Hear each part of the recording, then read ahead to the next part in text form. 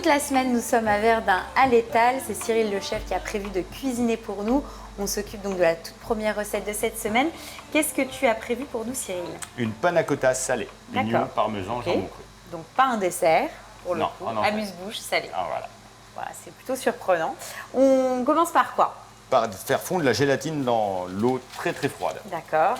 On prend nos 4 feuilles D'accord. de gélatine Mais, qu'on met dans l'eau froide voilà. et qu'on laisse ramollir un petit peu. Hop, donc je le mets là, de côté. Et ensuite, qu'est-ce qu'on fait? On va faire chauffer notre crème. Donc ça, c'est la base de la De la panna panna cotta cotta. classique. Justement, comment tu as eu cette idée de te dire, tiens, je vais reprendre un dessert et je vais le retravailler en salé? Une demande. D'accord. Une demande un petit peu originale et Donc un de tes clients qui t'a dit, tiens, j'aimerais bien, voilà, j'aime bien la panna cotta Voilà. et l'idée de se dire, bon, c'est on ça, va la un faire petit en peu dans un. les bouquins en cherchant aussi. D'accord. Donc là, on fait chauffer notre crème, salée, poivrée, Donc là, tu vas assaisonner. de 3 tours de moulin, une pincée de sel. poivre, du sel. Non mais quand même, hein. Et On ensuite, peut retirer du feu d'accord, donc là, tu retires du feu. et on va regarder si notre gélatine, elle est bonne. D'accord, donc là, tu la récupères et puis tu vas tout de suite On la récupère, on la presse bien Tu retires l'excédent d'eau et hop, et là on met notre gélatine à fondre dedans. tu vas fouetter. Oui, de toute façon, on est vraiment... Ça fond instantanément, hein. Ça fond tout de suite. On est comme dans la panna cotta, La même on est chose. dans le même principe que le dessert et la version sucrée, quoi. Tout à fait. On est bon. On peut y ajouter nos pignons, Donc, pignon de pain. pignons de pain, tomates séchées. Ok. Donc, c'est sympa quand ça va prendre, en fait, on va avoir de la mâche. Un petit puis du goût, Oui. Donc, tomates séchées. pignons. Et là, c'est Et un petit ensuite- peu baissé. On peut y mettre notre parmesan. D'accord. Donc, tu mets le parmesan à la fin et quand la température est légèrement... Là, il fondra pas, il va rester un petit peu. D'accord. Tu veux qu'il pareil, il reste... C'est ça. Et là, c'est bon, c'est terminé? Là, on est prêt. D'accord. Il n'y a Donc plus là, qu'à mettre on va les mettre en moule. dans des petits ramequins D'accord. et au frais.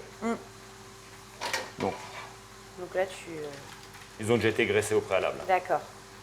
Ouais, t'as mis un petit peu de beurre. Moi, j'utilise une bombe en graisse. Mais comment... Bon, là, t'as dressé comme ça, mais on peut très bien imaginer dans une verrine ou... Dans une verrine aussi, oui, bien sûr. En verre, dans un verre même. Hop, et puis à la fin. Et on va rajouter. Oui, puis ce qui est bien, à la limite, dans cette recette-là, enfin vraiment... C'est qu'il n'y a pas grande préparation. On prépare la veille et on est ça. tranquille. Et puis ça fait un petit amuse-bouche sympa, C'est ça. qui est assez original pour le coup. Donc là, ceux-là, on va les réserver au frais. C'est ça. T'en as préparé d'avance. Bah oui. Et donc après, on n'a plus qu'à quoi? Qu'à dresser. Démouler, un filet d'huile d'olive, la tranche de jambon, on est bon. Et on déguste.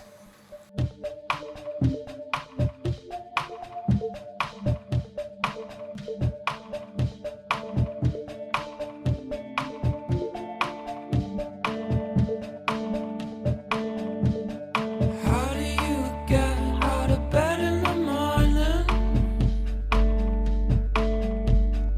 How do you wait to carry the day?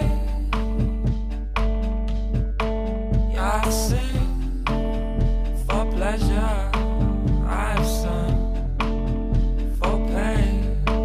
I'm still halfway to nowhere. I'm still nothing today. C'est top. C'est top parce que on a vraiment ce goût de panna cotta, enfin dans le sens où on reconnaît la texture, en fait. Et le fait d'avoir le salé, t'es assez surpris, ça fonctionne super bien forcément le mariage. Ah, jambon, ça marche Ouais, bien avec. c'est ça. C'est très très bon.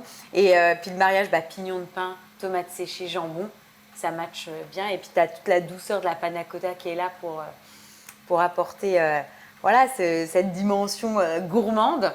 Donc non, c'est top, je valide. Prochaine recette, qu'est-ce que tu nous prévois, Cyril? Un petit cube de saumon bardé au lard gras. Ok.